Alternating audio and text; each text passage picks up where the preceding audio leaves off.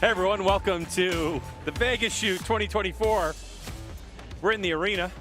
I'm Greg White, sitting alongside Rio Wild, back in the States, back in action, back with Hoyt, but a new class for you, Rio. Yeah, it's a little different than playing with these boys for sure. We'll tell you more about that in a second, but we're happy to have you here.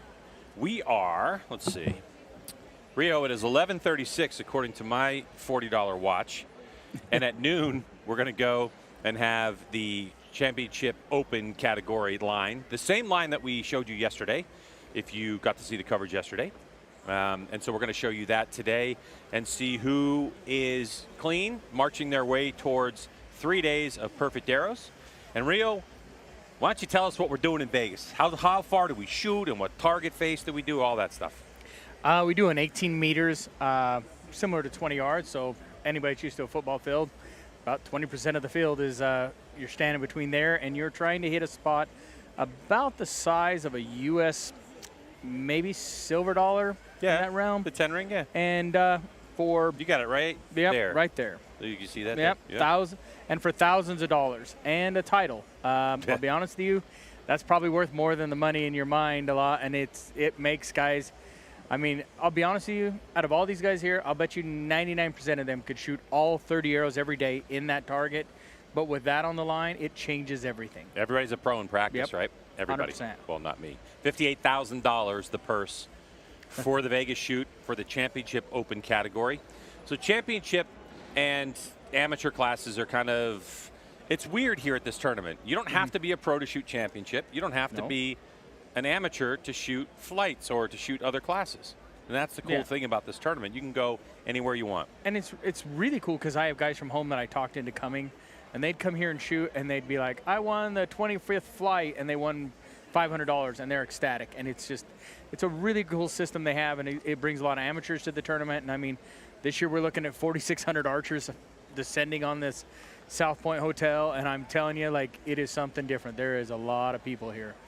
I'm going to check your math. All right, hold on, let's see. All right. Say 25th flight. Yeah, no, I explained this little trick.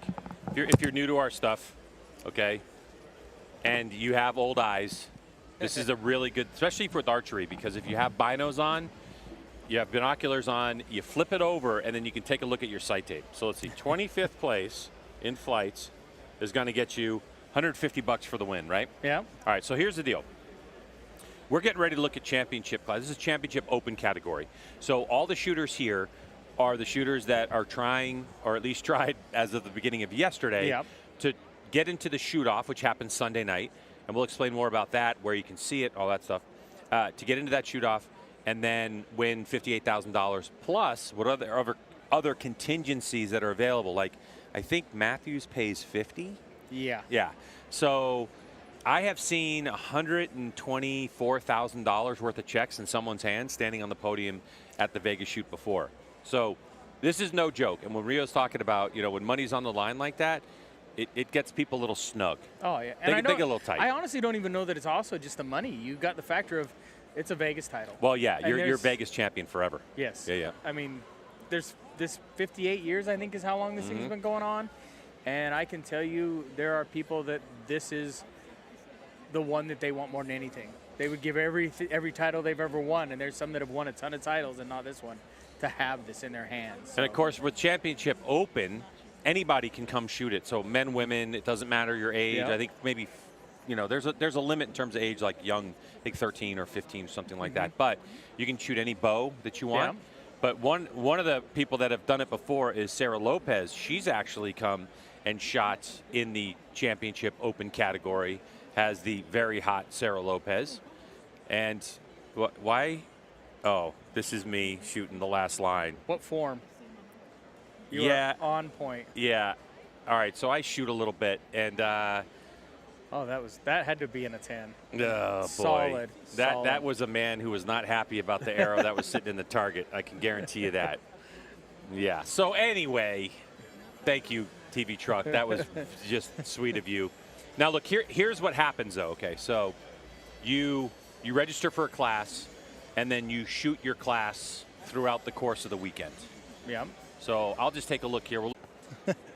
Who is one of the guys. So they basically say, okay, tell me the time you need to shoot, and then we'll put you on a bail. So today's bail was awesome. I was down with the championship compound female category. And I feel bad for them. Well, it was it was funny too, because a couple people started laughing, and I guess it's because I'm so tall, and that group of women kind of averaged, you know what I mean, like across the board, and then here I am just sticking out like a sore thumb. But I will say this, where I did stand out was the bails where I was down on, which was 160, so like 159, there were 161, 162. They needed judges called, and so then I can stand up like a big dumb tree and hang my hand in the air and go, judge! And then they come out and they look at an arrow call. Now, I'm saying judge, so maybe people that are watching before or people that haven't shot at this level, in this size tournament, tell us what's a judge, why would you need a judge, that type of stuff? When you get down to the target, sometimes they don't always agree. Some guys think their arrows are in, some guys look at it and say, no way, that's not there. So just to be official and make it all similar to everybody else and everybody has the same kind of level, and a judge or an official will show up and they will give you what they feel it is. And sometimes you like it, sometimes you don't. And I have seen both ways. I've also seen people that are calling arrows. So you go to the bail, you're normally 3 or 4 people, and you divvy up the responsibilities, the jobs. So tell us a little bit about the 3 jobs you have to do. Well, you have the guy who runs the PDA. He'll touch the screen and put in the arrow values. Then you have the guy that's the lucky one that's running the scorecard. He has to do all the hand adding and all the other stuff, and it's just kind of it's a double check system. Works really good. I did have a guy when I was younger teach me that if you don't want to do either one, you just sit back here and wait till they get to the target and let them all decide. So you are pretty easy to get out of that. Well, for me, there were 3 shooters on my target today, and when they approached the target, they look at each other. They go, same as yesterday, and they went, yeah. So I was like, okay. That's why you saw me just standing there watching. And I was like, can I do anything? Yeah, you lucked out. And they're like, no, don't bother.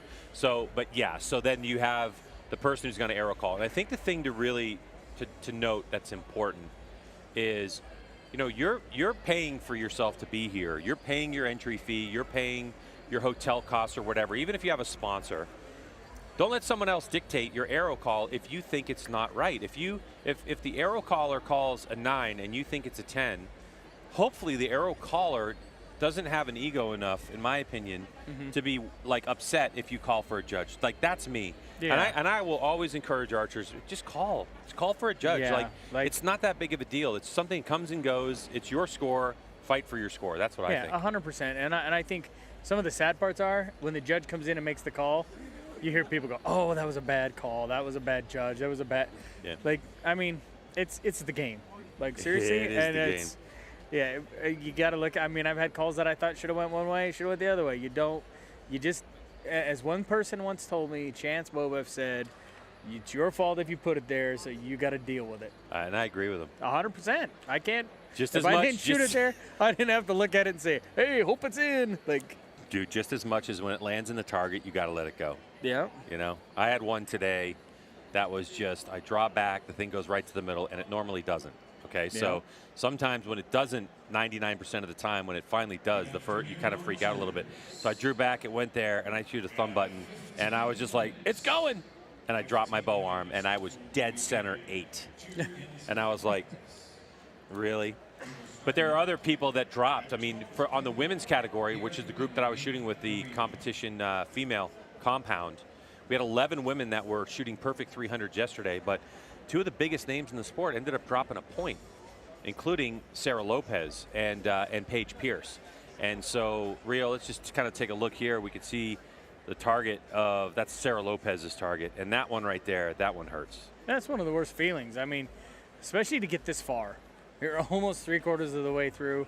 But it was interesting. I talked to Sarah a little bit before she shot that arrow, and she was like, "I don't know why I do this. It's so, like, I don't shoot indoors, I don't anything, and I don't care, you know, if I win or lose." And I said, "Sarah, you can't lie to me. I know, being competitive as I am, that you don't go anywhere, don't expect or want to win." And she's like, "Oh," and she kept playing it off, and then, I mean, she missed the last one, and it was like, you can see how much you want to win when that happens, because it's not always. Paige too, missed her last one? I don't know where Paige missed hers, to be honest. Not positive. I didn't see where Paige was at. How tough. I mean, that's the thing. It's like, let's talk about the last arrow each day. If you know you're clean, does the last arrow each day carry as much stress as if you were clean 899 or whatever, 890, and you have one more 10 to shoot on the last day?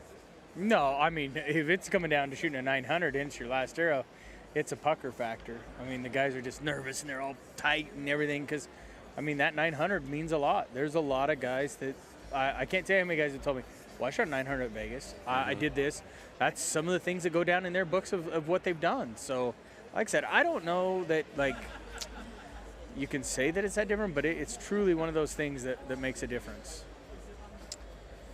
Well, I'm trying to see, I'm looking at the scores here, and one of the things that we have with Iencio is there's the 600, the 300s today. Yeah, that's the 300s today. So those are going to be people that are going to be able to shoot the 10K a day shoot, and I think those are the people that are clean across the board, meaning people that have shot 600s so far. So we have, let's see, Rio, we have 16 people that have shot clean. So because we have the championship compound open category is so big, not only do they have to divide the lines up in terms of line times, but we know that they were sending some people into arena number 2. Like Louis Holmes was one of them yesterday, who ended up shooting a perfect score, but not like with his peers in this big Preferred arena. But however, let's go over the list real quick and show you how many people so far. So what we have is Braden Galantine and Christopher Perkins tied at 56 apiece. Yeah. Nobody shot 90 X's, correct? No. At this tournament. No. Yeah. I think 89 by Stefan Hansen is maybe the highest. I think the highest, right? Yeah. So when you look at it, you know, Perkins was clean yesterday, but he dropped 4 X's today. But X's are tiebreakers. This is just kind of your ranking. Jacob Sluzars with 55X. Perfect. Remington Boyer. Bailey Wildman from Australia yesterday, who also shot 60 X's. Lawson Viet from Oklahoma. Dane Johnson. Levi Reitzma. Aiden Stephenson. Moose, in parentheses, from New Mexico. My boy Brent Platt. Chris B, still clean. He's got 46 X's. Jacob Miller with 45. Chris Hacker with 43. Michael Allman with 42. Angus Moss with 42. And man alive, Sam Smith, who had a 313X. How tough and is it to shoot? I mean, that dude must have been battling all day. I'm telling you, like, I've seen those kind of scores before, and I personally have not. I've missed. I don't know that I can handle it, but it's hysterical because you're like, that person every day, the whole day is just like on pins and needles because it's like I'm just catching, just catching, and it's like, man, this is not what I want to be doing today, but. And it still works out for him because they're still in the hunt, and it's a big part of that. And so he went 13 X's the first day, but today he ends up, his total now is 39 X's. So 26 today. So that's really strong. That might be improvement of the day for sure. Yeah, 100%. So Sam Smith is still clean. So that's kind of where we sit. I know from the arrow average perspective, which is a great thing that INCO provides, that we, on arrow average from the first line that we had 73 clean yesterday, and we're down to 61 in terms of arrow average. Meaning, like, so the group that hasn't shot yet, they obviously still have a 10.0 arrow average. Yeah. Right. So so in that first line today, that just shot, we lost 12 people. Yeah. So. And that's. I mean, people don't realize. The first day, sometimes you just walk out here and you don't realize what you're doing and you shoot it. And then you spend the whole day walking around the booth and everybody's like, oh my gosh, good job. And it builds up, and it even makes more pressure and harder for people to really handle and deal with. It's a real life thing. Yeah. And I mean, I'm happy to announce that, because I had an earlier shooting time than you folks. Yeah. That right now I'm sitting on top of the pile. That a boy. Yeah. That a boy. Because I shot 30 arrows more than anyone else. That a boy. Hey, you got to do what you got to do. I screen grabbed that. I'm going to post that up on social media. That a boy. Yeah. I don't, P1. Huh? Position P1. 1, yeah. P1. Yeah. Not everybody can say that. Yeah. Yep. All right, so let's get you up to date on what we're doing in terms of this coverage, right? So this coverage has gone a few places. Depending on where you're watching it, we want to make you aware of what Archery Plus is. Archery Plus is the new hub for archery content. You definitely want to go check it out, and you want to get yourself signed up for Archery Plus, because today we're providing you with this great content that's coming at you free. Tomorrow morning and tomorrow early afternoon, we're also going to have some more content for you. But when we get to the Vegas shoot, that final shoot for that $58,000, you want to make sure you go and check out. It's right behind us there, and there's the QR code. We'll pop it up on screen for you here in a minute, though, that you can scan it. You want to go check out Archery Plus. It's at archery.tv, and that QR code will take you to that link, because that's where it's going to be. It's going to be behind what we call a paywall. It's going to be $4.99. However, the great thing is that with Archery Plus and the NFA, they've partnered together, and that $4.99 for the Vegas shoot 2024, that money's going to go to the NFA Foundation to the Youth Scholarship Fund. Nice. Yeah, so obviously the more people that subscribe, and you'll have the Vegas shoot video on demand for, as long as you have it, your account. So make sure you go check out that QR code or go to archery.tv. Just sign up for it, and then you have a great place to stream. There's going to be tons of content over the course of the year that'll be on there. And oh, by the way, it's only like $30 for the year to subscribe for the entire year. And if you keep watching, later on in the broadcast, we're going to tell you a little discount code so you can get that down to $25. Nice. Yeah. There's some cool content. I mean, you get to watch some of the best archers in the world do their thing, and it's some fun stuff to watch. World archery content and this stuff, and yeah, we'll see. There's the little thing. So, yeah, it's going to be good. All right, so where are we? We are 6 minutes away from getting this line going. And by the way, if you watched our coverage yesterday, our boy is back with the headband a-cranking. You see this yesterday? No, I did not. Yeah, so I guarantee you our TV truck is scrambling right now looking for our headband guy. Headband guy is all the way down at the end. All right, he's down by like target 65. He's spinning arrows all by himself. And you know what that is? Did you see that? No. Okay. It's something special. It's all the way down at the end on the right side. He's just kind of by himself, just down by like target 164 or 165, but he's on the line by the bows. There he is. Yep. All right, you know what that is? Oh. That's the luggage strap that came in the swag bag. No, yes, get out of here. Yes, I love it, and he was wearing it yesterday as well. Wow, there's some focus going on there. And by the way, he shot a 300 yesterday, and he was in the shoot-off. You can see his arrows. He's got the skinnies. Oh, yeah? So to shoot a 300, absolutely. Yeah, that was won by Plonsky. You see that yesterday? I did see it. Plonsky won it with nice. I think he was shooting 27s. I think so too. By the look of the arrow when I saw the picture.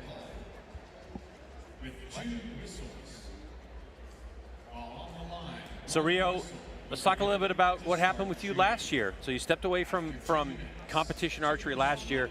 Where did you go and what'd you do? I spent the year coaching the Korean compound team, and it was an awesome experience. I really enjoyed and loved the archers. We did some cool things. We set a world record. We had multiple Asian records, won 20 plus medals. It was a pretty awesome experience, and I actually missed the archers. They were really fun, and we had a good time. And I'm really proud of the hard work they put in, and it was, like I said, it was a cool experience. We got to go to the Asian Games and did well at like a World Cup, and so it was a neat experience, having never been a national head coach before. But you were away from home for a long time.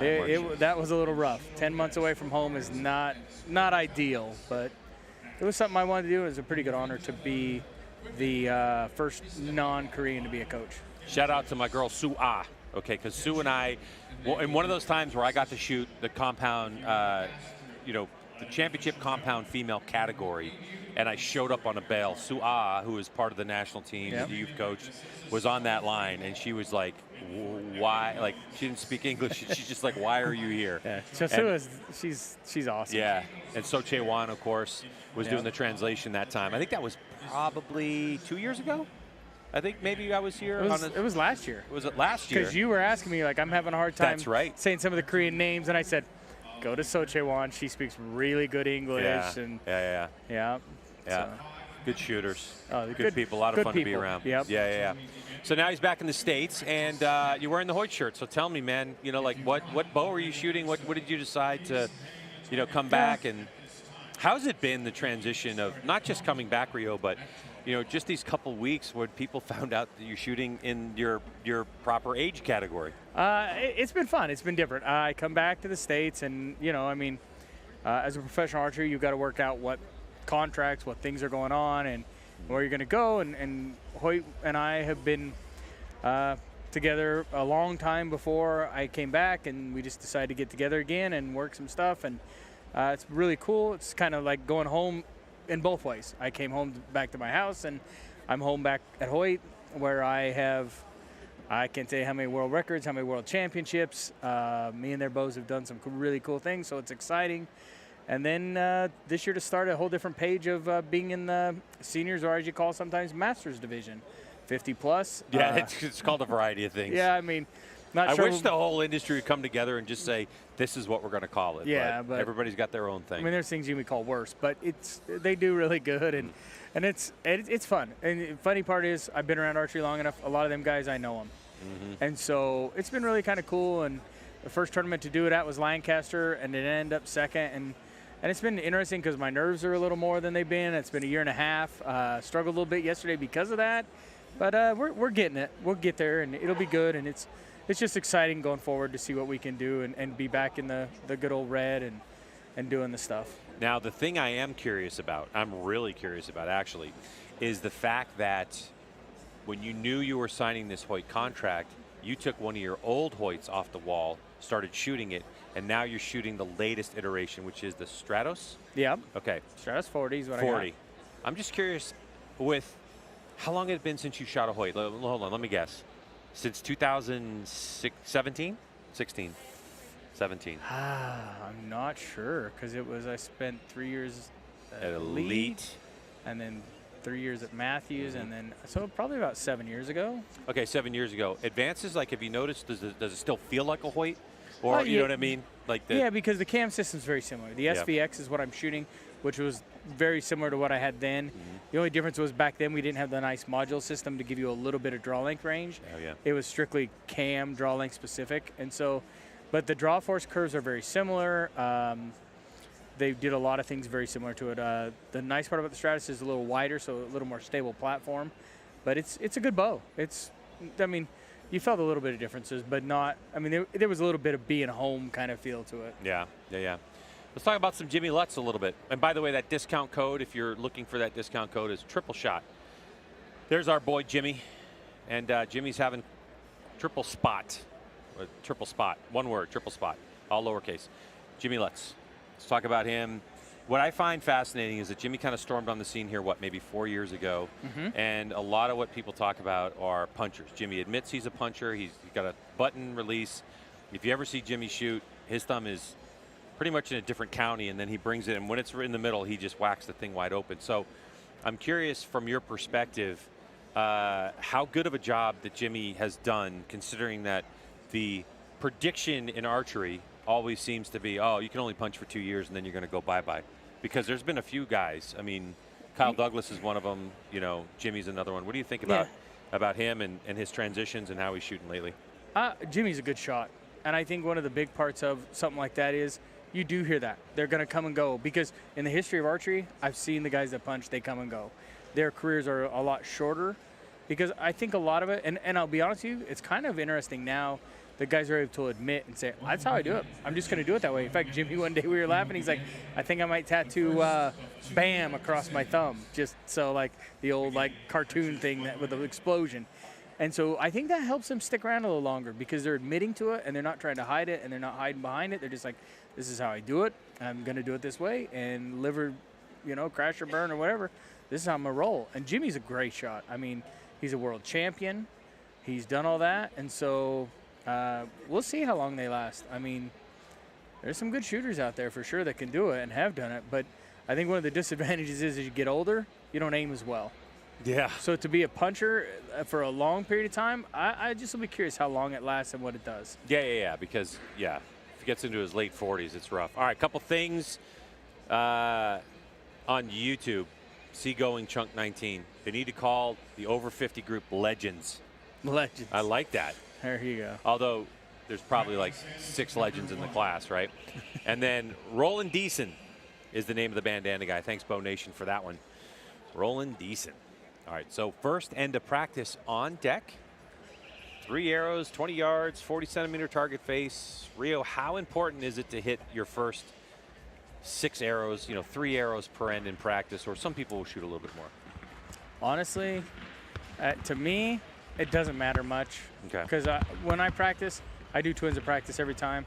And I've kind of learned that if you hit them or you don't hit them, it doesn't matter. In fact, 1 year here, I shot a big 9, almost to the red in practice, trying something silly before I shot, and ended up shooting a 328 X's that day. And if you've ever been here to Vegas, you usually hang the targets up.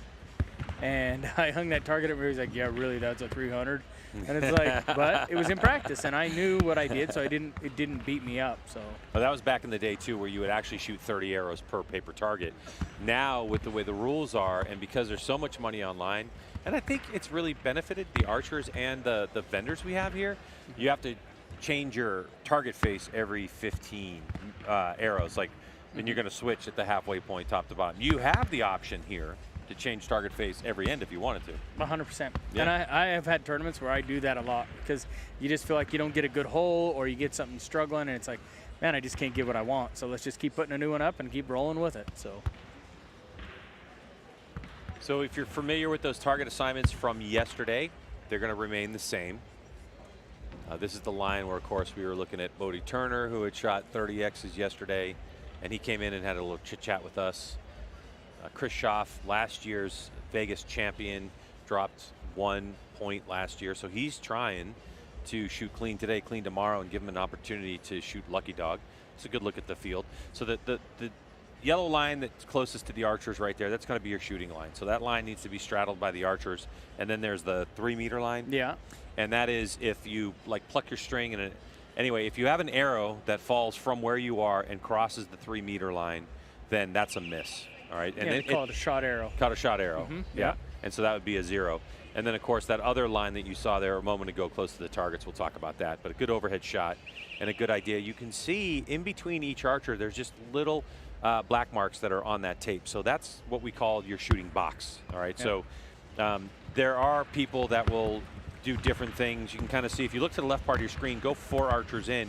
You'll see that the archer there in those khaki pants and the blue shirt, see how he's kind of closer to the front of his shooting box. That might be just the way his body position is, might be where the target's hanging on the bail, might be the bail position. It just kind of, you got to kind of figure all that stuff out for yourself. And it might be the guy behind you's a little closer. I mean, it's pretty interesting to watch people how they kind of manipulate where they stand and where they go. So. All right, so you're looking at a bail, a target bail. See where it says Morel targets, 154, 155, 156. That's just a bail. That's what we call it. And then you're going to have the top two targets are going to be A and B. It'll be left will be A, right will be B, and then you have C, D down at the bottom. And bottom line always shoots first in this tournament. So just so you're aware. But at the halfway point, if you're at the top, at the halfway point, you're going to require you to change your target face, and the top target moves to the bottom moves to the top. And Rio, for a lot of shooters, including myself apparently today, that can get a little tricky. Sometimes the swap over is tough. Guys don't realize how much and it's only what, maybe a couple of feet different, like high to low. The way you aim and the way your bow reacts can be totally different. And some people really fret with that and can't figure out what they want to do. And some, it's just not a big deal. Because I know it's hard in practice to want to move your target at halfway and do those things. So it's one thing that a lot of people don't get a lot of experience with. It is easy for me at 6'2" just to leave the target high. Yeah. And then obviously, after shooting today, it was apparent to me, just blazingly obvious, that I need to start practicing down low. Yeah. And my problem is, like, where I shoot indoor, I have to shoot over a table, and I don't feel comfortable, even though I know it's archery, right? The arrow arches. Yeah. That's kind of the thing. Even though I know, like, I could clear the table, I just find it kind of weird, but I just have to commit to doing it because I shot much better today than I did yesterday the first half, and then I switched from top to bottom, and then maybe I came unglued. Maybe if you did it, maybe that table there would get you a little extra nerves, and you could learn to deal with it. You know what I'm saying? It might be something to give you a little pressure, a little whatever. Question from Pat: how much do holes in the bail, like behind the target, affect the penetration of the arrows? That's a good question. I think it kind of depends bail to bail. Yeah. It depends on what material's inside the bail. And what it's some of the bails are built of self-healing material. Some are more of a stuff, so when you keep hitting the same spot, it gets harder and harder. I think you're 100% on that. It just depends on what the bail's constructed of. I know yesterday, if you watched our 10K a day shoot, we actually had a pass through. We had an arrow pass right through the bail and had to be reshot, and that was for the $10,000. And that the shooter who shot that, unfortunately, missed it. Didn't get the inside out, even with the skinny arrow. But those things do happen, and different organizations deal with that in a different way. All right, so that was the first end of practice. I think. I'm pretty sure. We'll know because. Archers, this is your final practice end. Yeah, final practice end. So that was the conclusion of the first end of practice. Yahtzee, I got it. Yahtzee. All right. What are you looking for here? You shot here yesterday. Yeah. Right. So you kind of think your sight setting should be pretty good, but what are you looking for here, or is it just kind of calm the nerves down? It's just to kind of see how things are feeling. Because what's funny is we shoot these two ends of practice, and as soon as they blow the whistle for score, everything changes. Like the nerves go to rev limiter high, and you do all these things. And so this is just kind of like get your muscles warmed up, make sure your sight's close, and get your stuff. Just execute some good shots, so that when I get under that pressure in the next end, it'll be okay. Let us know in the comment section if you're, shoot this round called the Vegas round, if you practice high and low as well, or if you ever struggle with, shooting low targets better than high targets or high targets better than low targets. Let us know in those comments. Yeah, because I know guys that struggle on the top, some that struggle on the bottom. And I think a lot of that, like you talked about, is what you practice at. It makes a huge difference. So, of course, this is our first year of extended coverage here at the Vegas Shoot 2024 edition. And later on tonight, we're going to have the World Archery Indoor Finals. That's going to be exciting. Yeah. And as we look at this last end of practice, before we get into our first end of scoring, the high pressure day number 2 to see who's going to be clean and then how many, 899s we're going to get. Yeah, I mean, like I said, I'll be curious because there was a lot of 300 shot yesterday, more than I ever remember in a first day. So it'll be curious to see if it stays on that pace or if people start to feel the Vegas nerves. So we talk about World Archery. It's coming up tonight. Yeah. Now, World Archery's max diameter for their arrows are different, actually, than the max diameter arrows that you're allowed to shoot in the Vegas shoot. Yeah. Tell us a little bit about that, Rio Wild. Yeah, they go to a 9mm. It's a little different. Easton calls them 23s, or a lot of companies will call the big arrows that you shoot here a 27 diameter. It does make a little bit of difference, but I will say that I have I had a setup with my 23s that shot just as good as my 27s. It was just a confidence thing to have the bigger arrow and know that I wasn't giving something up to somebody. And so it's something that World Archery did a long time ago, because the rule originally was to stop the big arrows was too damaging to in the terms was buttress or target, because the big arrows do tear up some stuff. And so they've done that. Plus, it also changes their game's a little different. They shoot at the inner X, which is about the size of like a penny. So it changes that too. So it's a lot, and they have a big 9-ring. So it makes for an interesting game. Like I won the World Indoor Championships 3 times. So it's something that I've loved, and it's a round that's really cool. And it's instead of like here where you can't miss, there will be availability to miss at times, as long as your competitor gives you that open door. Otherwise, you could be in a world of hurt if someone comes in and just shoots perfect against you. Yeah, that was like the last round of the World Archery Indoor Cup stuff. Well, Matthias Fullerton, right? He didn't even miss one, and he still lost on the closest to the center. Didn't Schlusser? He cleaned all the elimination matches, all of them. 150s after 150 after 150. So that's what we're going to see tonight here in the Preferred Arena. You have a certain number of archers that are qualified to even go to elimination matches that'll happen off camera in another room, and then we're going to get those medal matches for you coming up, and that'll be men's and women's recurve and men's and women's compound. And Rio, what's very interesting to me is that in years past, this is an Olympic year for recurve. Yeah. Now we're looking at obviously compound, but let's not discount recurve out of this equation, because this is definitely a very heavy recurve year. It always is with the Olympics. But one of the things I did notice is that on the men's side on the recurve, that there's a lot of them that are shooting a larger diameter arrow, where normally in years past I've seen it where even like Brady Ellison would come to a shoot like this and he's like, it's Olympic year, I'm just going to shoot skinnies. Well, but fatter arrows seem to be kind of like catching on in recurve. Yeah, and I think because it's actually becoming more and more big in the recurve community, as like Vegas is. I mean, Brady shot a 900 a couple years ago. It's becoming a thing. I mean, like they used to not even come here. Yeah. And with the World Indoor Cup on Saturday night, it's changed a lot of that. I mean, we've actually had, what do we got, 50-some countries here now? Yeah, 55-ish. Yeah, I mean, it's a huge change, and I think that the guys still want to be competitive, so they're looking for every advantage they can, because there's a prize pot there too. Like, and I don't lie to anybody. So a lot of these guys, this is to make their living, and so they're going to give every advantage they can, and they already have their setups a lot for outdoors. I mean, because a lot of the rules are the bows have to be out prior to the games for a length of time. So they have a lot of that pre-set up and done. Okay. So to come in here, they have more than one bow.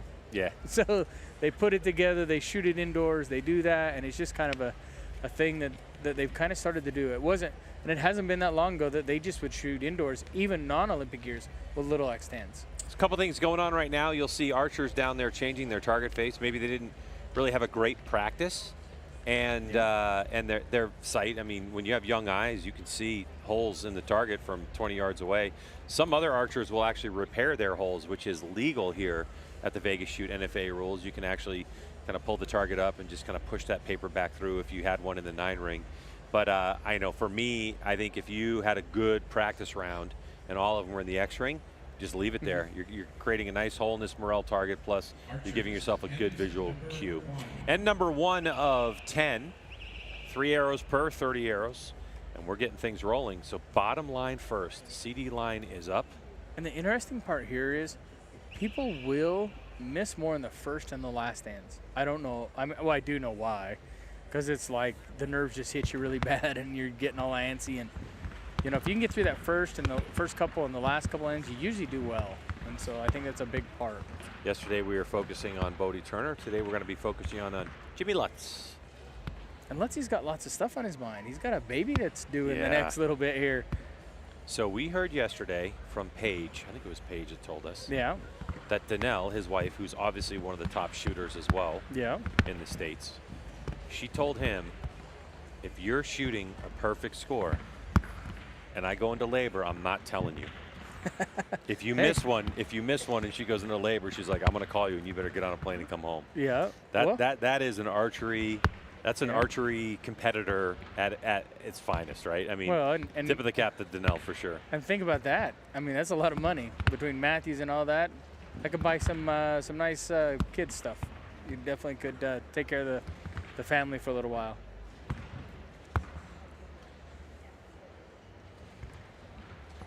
What do you think they'll call the baby if he wins Vegas? That'd be a good one. You could come up with lots of names. Middle name though. I don't know. Middle name the kid Vegas. Yeah. Yeah, or Dice. Bruce Vegas. Lutz. Dice. Andrew Dice Lutz. Yeah. Yeah. When you're in South Korea, man, any big culture shocks for you? No, not really. I mean, like, there are some different things that would go on there. They're a little, I mean, it's kind of one of them things, the age thing was a little different to me. Like, you just have respect for age. And here in the U.S., it's always earned respect. So it's a little different there that you're just giving it because of your age. So that was a little bit of a culture shock. I mean, I always respect a lot of people to start with, but it was just a different little bit than what we get here in the States.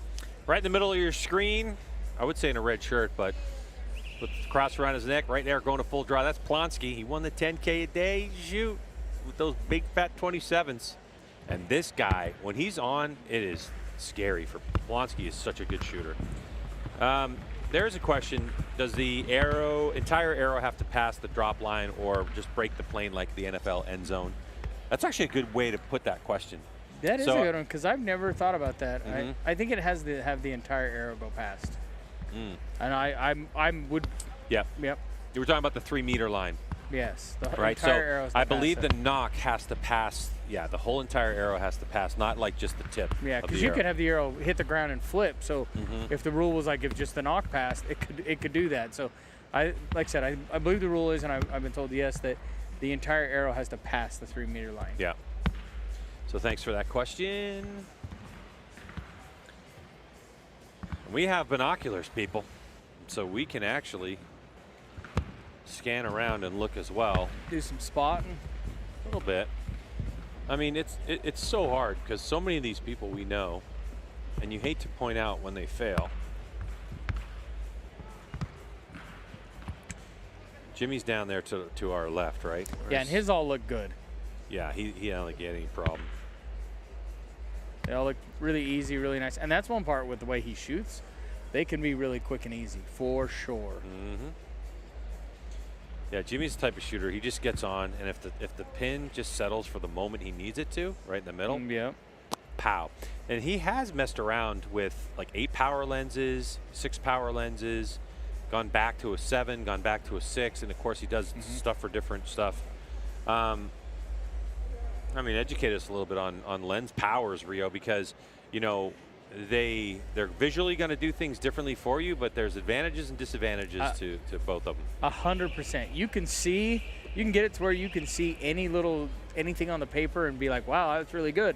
But in turn, bringing that magnification to you, the more you move, the more you see.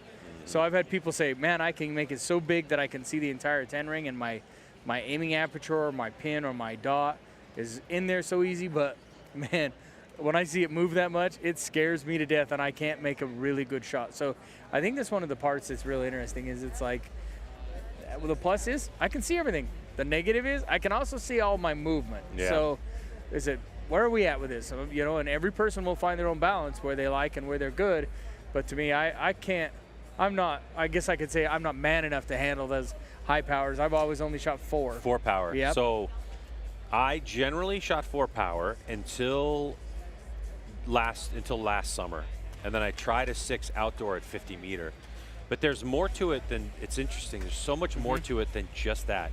Your draw length is going to make a difference, meaning the length of your peep to the actual lens itself And that's going to be draw length, but secondly, that's also going to be the length of the rail you use. So like on the True Ball XL sites that I use, I actually have a 9-inch rail, and some, like I know you use a 6-inch rail. So you have adjustability there, and so the distance away makes a difference. Yep, for sure. It's all, the more power, the more like everything can cause all the differences. Is there any good ones down there? I don't know. I mean, so there's Fullerton in the PSE jersey coming back. Absolute hammer. Stormed onto the scene just a couple of years ago. Hard-working kid. Shoots awesome. Nearly destroyed our Airbnb. We came to shoot nationals, USA Archery Nationals last year in September. And I had an Airbnb that actually had a golf simulator in the kitchen. Which was nice. You know, it's got a little bit of a pad, and then you have the thing. And we put a golf club in that dude's hand. So Jimmy came over, Jimmy Lutz, who you're looking at right now, who is an absolute big golf fan. You want to talk about torturing yourself. Why don't you golf and play the game of archery, because it's the same woes. But so Jimmy's like, oh, I heard you have golf in your kitchen at the Airbnb. Can I come over? Yeah. So he brought Fullerton over, and I don't think Matias had really swung a club before. So after he took his second divot out of the kitchen floor, I was like, I mean, he hit that ground so hard. He didn't actually do any damage, but we were like, all right, let's go ahead and take the clubs out of your hands, and here you go. It's funny to watch because some athletes are really, really coordinated, and some are really, really not. Like, it's true. In different sports, because Mikey, we love taking him to Top Golf. Chris has got videos of it. Oh yeah, it's super entertaining and awesome. And so, but like, I know we were somewhere one time, and Dave Cousins could not dribble a basketball. Really? Yeah, and I mean, for as good as that dude can shoot, that was one thing he did struggle with. But it's like I said, and that's what's cool about archery, dude. There's so many different people and different things. Jimmy, I can tell you one thing. Jimmy can play some video games. Dude, during COVID year, we hauled the Nintendo Switch with us and played Mario Kart in my room, and he decided to just destroy the entire U.S. team, and he was pretty good at it, so he's pretty multifaceted. I'm going to one-up you on that one. All right. So at this Airbnb we had at Nationals in Malvern, Pennsylvania, the owner of the Airbnb had a brand new Xbox Series X. They had like 1,000 megabit per second download speeds, and he had 2 guitars, the drum kit, and the microphone for Guitar Hero. Jimmy Lutz, that guy right there, jumped on the drum set and put it on expert level. And missed like one note. Wow. He was like, and we all just sat there going, what just happened? Yeah. What were you doing as a child? You are the absolute best drummer I've ever seen in Guitar Hero. Oh, Jimmy, a little high one there left in terms of the X count. But that's really irrelevant here. It is, yeah. I'll tell you what, I'll trade every X I shot yesterday for a 300. That's the game you play. I'll trade here. every 8 I shot for a 300. But bump. Yeah, there's a lot of good ones. There's.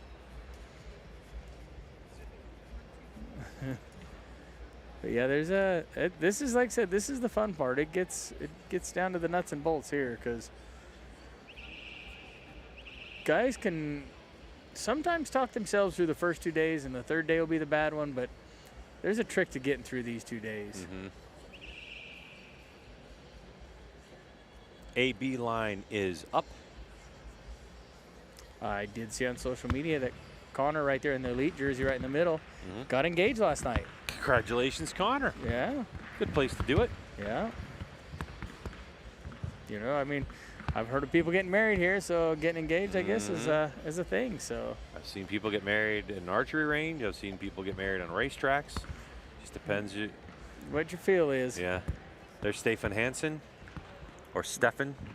It was funny because I had Steve in the booth last week, and we were talking. He's like, look, I know it's actually pronounced Stefan, but we just call him Stefan, and he's okay with it. And he goes, so I'm not changing the way I say his name. And I'm like, that's cool. Yeah. I just try to be. What? No, he's got that 4-finger thumb button. And dude, he shot so good last week. It was spooky. I mean, he played his special game, and that made a fun round over there in Lancaster last week. Sure did. Championship Compound Open. as we are trying to figure out who is going to stay clean after day number 2. We started with 73. We were down to 61 before this line started. Was that Chance Bobef right in the middle of your screen with the darting shirt that didn't look too happy with his shot? Maybe that was Tate Morgan. I was going to say Tate Morgan, I believe, Tate, yeah. He got them all. KJ Polish. What a story this young man has to tell in archery. Top of the world. Before his accident. And just dude, to listen to the story of his accident is the craziest thing in the world. It's one of those things where it's almost like you go, you got to be kidding me, you got to be kidding me, you got to be kidding me. And it was just a freak deal for KJ. He, he was driving along country road, speed limit going like 30 miles an hour, and like turkeys flew off the side of the mountain, like right in his vision, and he swerved, and he goes off the side of the road, and the car he had a soft top, and it spit him out, and he hit a tree, and he's just like, and that didn't actually do it, and that didn't do it, and then I hit this, and I rolled, and I did this, and it ended up being one little rock, and it hit him in the back, and then just like that, and then he also told me, and don't quote me on this, but it was I think 9 months after his accident, and he came right back to archery, back to archery, and he has said that he had just signed a big contract with Matthews, and obviously he's hurt, he couldn't shoot at the level they signed him to, and Matthews just stayed with him, and continued to support him, and he goes to Pan Am games, he's really. He dropped just 1 point yesterday, but he's still doing really well. And it's been really, really interesting to know KJ and to see him at some shoots. I was there at Pan American Games in Chile in November, of last year, a few months ago, and he shined there, broke the world record, and yeah, he's a really great shooter. Yeah, he's a great shooter, able-bodied or para. Or para, 100%. He can put down some scores for sure. Yeah, and has been doing it for a long time. There's his mom right there, who is his agent. That's what we call it in archery. So, we do have some para athletes that are competing here because this is Open Championship. Compound Open denotes everything pretty much, for the most part, age-wise and bow configuration. You can shoot a recurve in here. It's totally fine. It doesn't matter like the category that you shoot in other disciplines of archery. It's all good. Okay. Let's see what we got going on. Yeah, here. We're trying to see. I'm going to yell at. Oh, Gab is gone for my NCO. Get it back to arrow average. Yeah, because what I'm seeing right now is. Oh, there we go. Now I have arrow average back up. So let's see. Nico Girard. Still clean on the X count, as is Bodie Turner. So how many total do we got down there? Right now, I only have. I have 33, so I'm still waiting for it to update one more time. Gotcha, yeah. Because this is the second end, yeah? Yes, of second scoring? end, yeah. So right now we have 57, so it was 61 when this round started, so just like that in a couple ends, we've lost a few of our shooters that were sitting on perfect scores. And 15 in the earlier sessions were clean. Yeah, there's some down there that's got the 300s that have now disappeared to the. Yeah. Of course, that high X count we talked about is Braden Galantine and Christopher Perkins at 56 out of 60 possible X's. And the low X count is Sam Smith at 39 X's, who owns his own shop, Sam's Bows, in Georgia. Yeah. We talked about how tough that is, but Angus Moss at 42. So we can see from the arrow average that we have Bodie, Kyle, Douglas, Matthias Fullerton, Lutz is there. He's dropped 1X. That one we saw high just a minute ago. But he looks good. I mean, he's nice and solid, no questions. Schlusser off of his X that he dropped yesterday. Jacob Marlowe still clean. Bronski.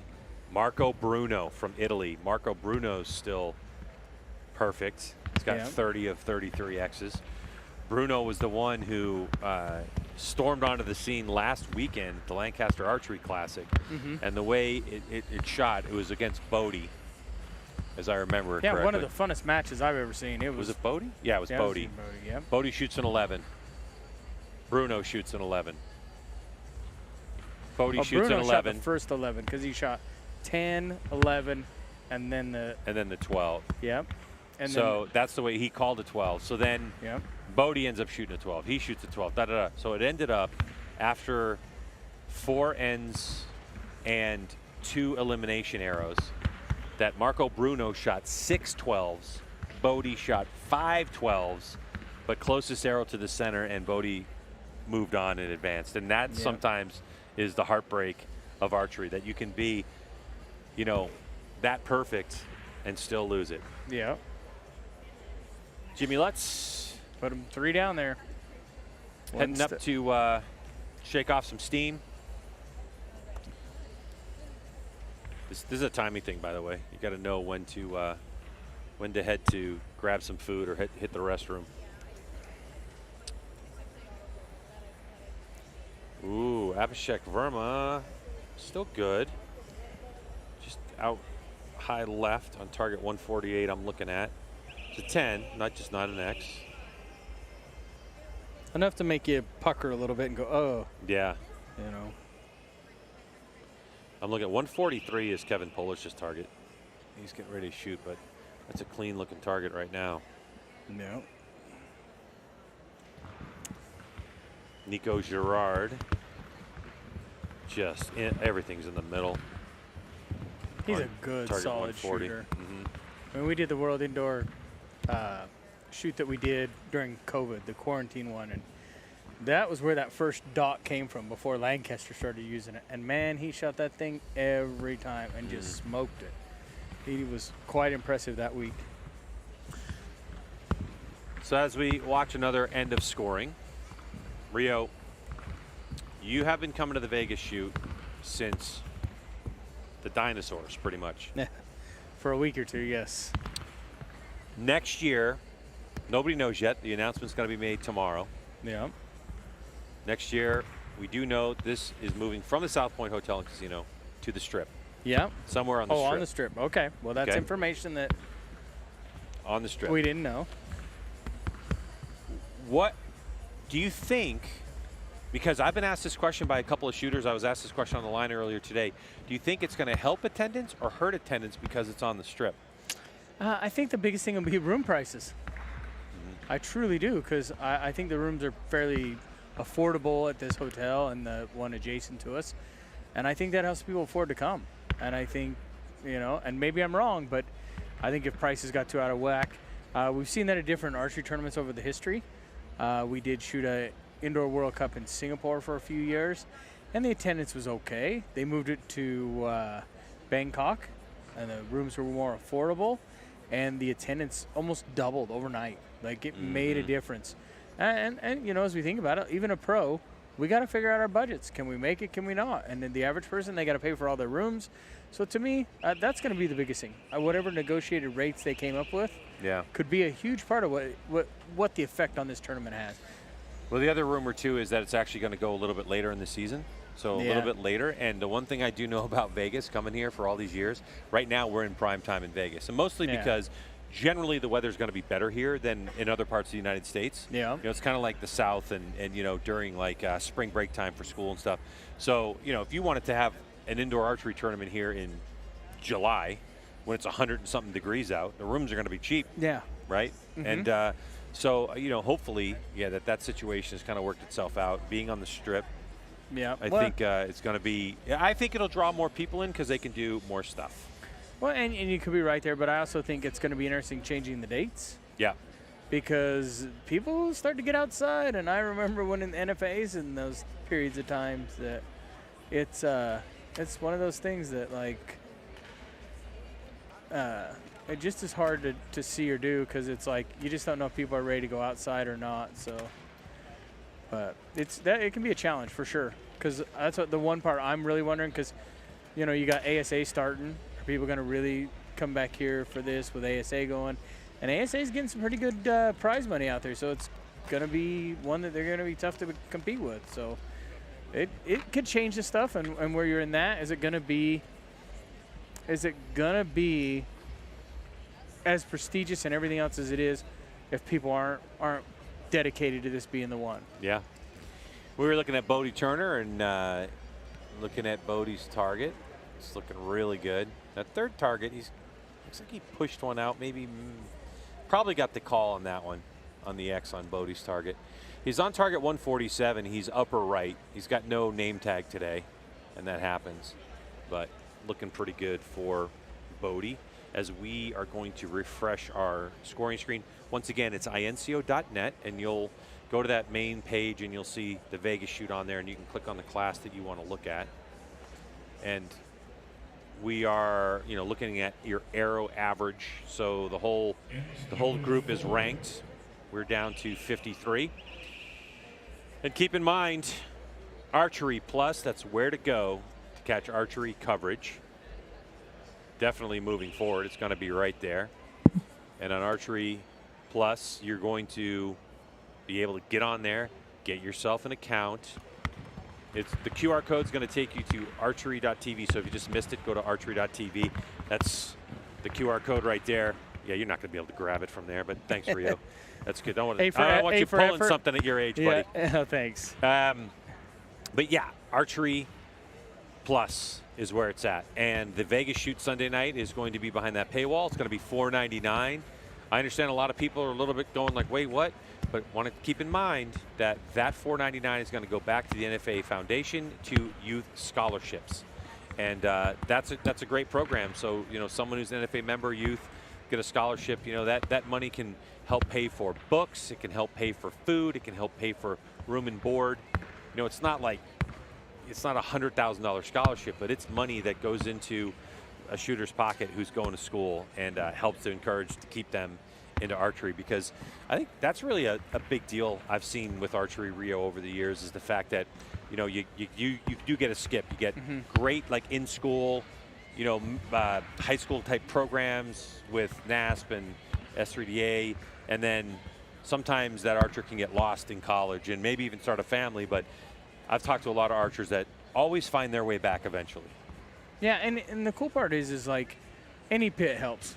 College is so expensive here in the U.S., so all that little bit helps, and archery's been really cool getting into more and more of into archery. They've got more archery teams. I've seen more of that. I've seen more competitions for collegiate nationals, everything else like that. So it's become really, really cool. So you saw a moment ago Lance Thornton, who we kind of talked about yesterday. He's on Bodie Turner's bail, who has that prosthetic right arm. And for Thornton, he's got a really good-looking target. He was looking good over in the practice range. I've known Lance for a long time. He comes out to Idaho and goes hunting with a few of my friends. And so, yeah, Lance is a good dude. Good dude. Heck of a shooter, too. Yeah. So on this line, kind of in the middle, Bodie Turner getting after it. So we're down to 53 shooters. We lost a few more. Lost a few more in terms of who are clean. And so I was mentioning INCO.net, IANSEO.net, and you can go to the Championship Compound Open. We're looking at the arrow average. That really helps us out quite a bit in terms of seeing who's doing what.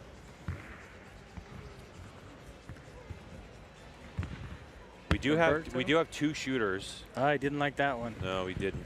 Where is Roberto at? Let's see if we can find it. What a guy. It's still, might even still be an X for as upset as he was. I think it's definitely inside, maybe barely touching, but was not. This is a part of archery that I love. Sometimes we feel like we have bad takeoffs, and the landings are not too bad. And Roberto Hernandez from El Salvador, he's on one of the lower X counts. He's got 26 so far, but he's still in there. Did he get that one? Because he looks. I can't see it behind his other arrow. It's on. Oh yeah. What is he down on? Like 153-ish?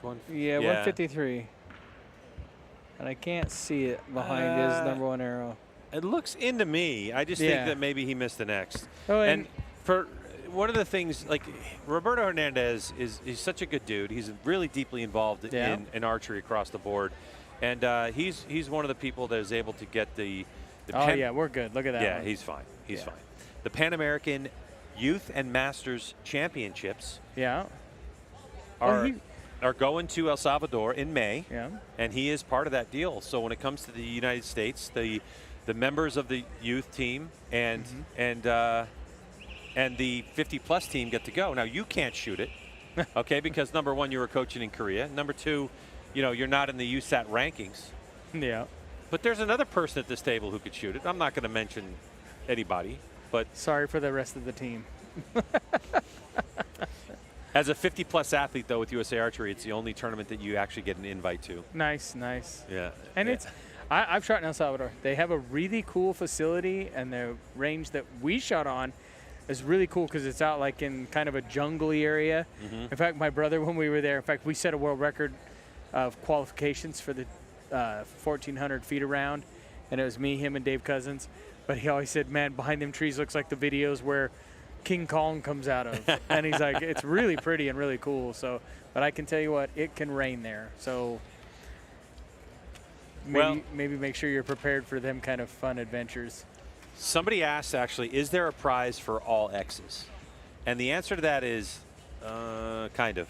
There's not a prize in terms of money. There's not a prize in terms of there might be a medal. Nah. But, I mean, it's more of I was the first person to shoot 90 X's at Vegas because it hasn't happened yet. Kind of a feather in your cap, per se. Yes. But honestly, the X's have very little meaning on winning it because so many guys clean it. Correct. Their value is if you miss one, they break ties.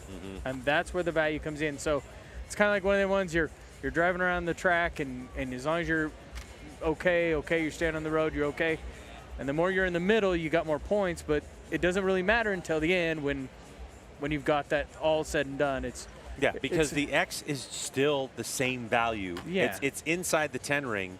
What it is just another way to separate archers, so it's a tiebreaker. Yep. It's a tiebreaker when you have your rankings all set. And that's important because when let's say that we have 27 people. I'm just pulling a number out. I think you said 23. But if you have 27 people that are clean tomorrow in this category, how do you rank them in terms of where they are when they're walking out on stage? Yeah. And that ranking differentiator, so they all have 900 points, except for the lucky dog, 899. The separator is just going to be X's. So well, and sometimes they don't even do that. They just bring you out by names. I've seen that too before. Oh, yeah. So in the finals, when the guy's clean, it really has zero value. Yeah. Zero. Yeah. So it's kind of one of them things. It's the only tournaments this way. But if you miss one, then them X's become a big value. So it's kind of it's a weird thing because that's what makes Vegas Vegas is it's different than anywhere else. And by the way, if you're checking this line out as we continue to focus on Jimmy Lutz, this is not a line of 100% guys, by the way. Shout out to Dakota McKee, who's here from Ohio. She's actually shooting, I believe that Dakota is shooting on 147. Yeah, she's on Bodie Turner's bail. So she's actually shooting just underneath Bodie. And Dakota right now is pounding. Yeah, just like Jimmy. Jimmy looks really smooth and stuff. What I don't see is a recurve bow in the mix this year. Yeah, we've seen them in years past, but I haven't seen one.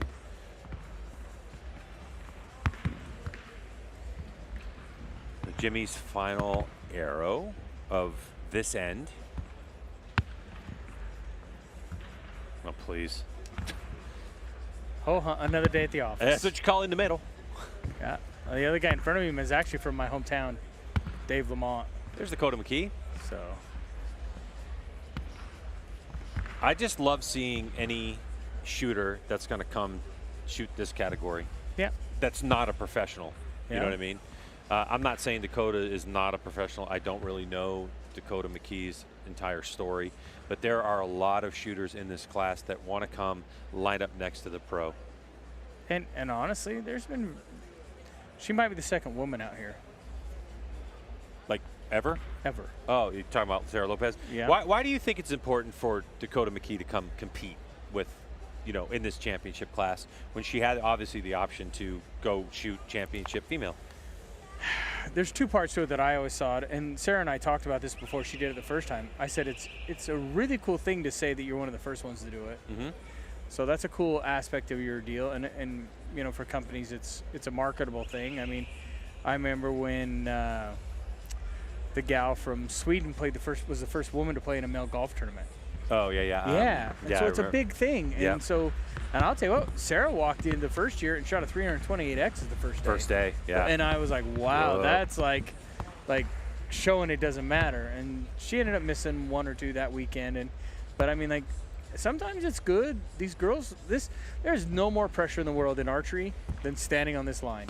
Yeah. I don't care what anybody says. I mean, guys like Levi Morgan and I have talked about it. He's like, I can be at home for weeks, pounding and pounding the middle. And I step on this line, and my knees get weak, and they shake. And he's like, what in the world? He's like, I've won so many tournaments. What in the world is going on here? And so it's a thing that is just like, Vegas is unique to itself. The format, I think, leads to a little bit of that. And it just is, it's a true challenge. And maybe this is where she wants to get this challenge. Maybe it pushes her to a different level. So in the future, she can push herself more. But that's kind of what I could see from that. Good day yesterday for McKee. Shot a 298. Just dropped 2 points. And so far today, Dakota McKee, who we're talking about, who's on Bodie Turner's bail on that 147, she looks to be clean so far. I know that she shot 9 arrows, and I'm looking down at her target, and they all look good for sure. I'm just saying, like, maybe 2 X's out of 3 without question. So it's good to see a variety of shooters here as we are. There's McKee. Now it says Beretta McKee. I'm not really sure. From Idaho. Who's from Idaho? I don't know. That I'm not sure. I mean, I know what I'm looking at on the score here. I'm looking at Dakota McKee from Ohio. I thought she's on 147, and I don't know that that's. Is she in that class? Is she? Youth. Oh yeah. I think you might have skipped it. Yeah. Anyway, so let's see. We're looking at halfway point. So that means 5 ends are done and dusted. And it is a requirement here in the championship category that you've got to change your target face. If you're clean, this is the good thing about this. If you have shot perfect so far, that's one target that you can take and you can hang it up at your sponsor's booth. Yeah. And if you do it again, that's another target you can hang up at another sponsor's booth. So if you do it 900, you get 6 targets you can hang up. Maybe you take home one for yourself. But we saw yesterday that right at the edge of the arena here, Hoyt has their certified 300. And when we looked yesterday, Rio, for Hoyt, they had like 1 row at the bottom of shooters. Yeah. And I'm looking over my shoulder now as you guys are looking at arrows being scored, both on tablet and paper. And then one of the archers is going to be calling those arrows. So that's the communication that you have to have with your bail. The archer in the clear target shirt yesterday comes up to me and asks me, have you ever had freeze-dried cheesecake? What? And I'm like, nope. So he gave me a bag full of freeze-dried cheesecake. Come on. For reals. And I walked around and was in the booths, and everybody tried it, and it's like, this is the craziest thing. It's a delicious, crunchy marshmallow. Wow. I Good love guy. hearing that. Yeah. I love hearing that. Let's see. So we're going to take a look as these scores come in. One of the things that I've noticed that's yeah, there we go. See, right? So, yeah, look at that. Already 3 times a perfect target being hung right now as we speak. But I've seen that thing go all the way up to the top. Oh, I have for sure. Of course, Lico Ariola, who won this thing. How old is she when she won it? 14? 14, 14. yeah. Won it back to back. 13 was her first time winning it. Yeah, I Or think you know so, what? yeah. Was she like 13? Oh, that was Bodie. Didn't somebody had a Their birthday birthday who right won on it, yep. Yeah, I think it was Bodie. He was like 14 when he showed up and then won it at 15. Yeah. The technicality, as you could say.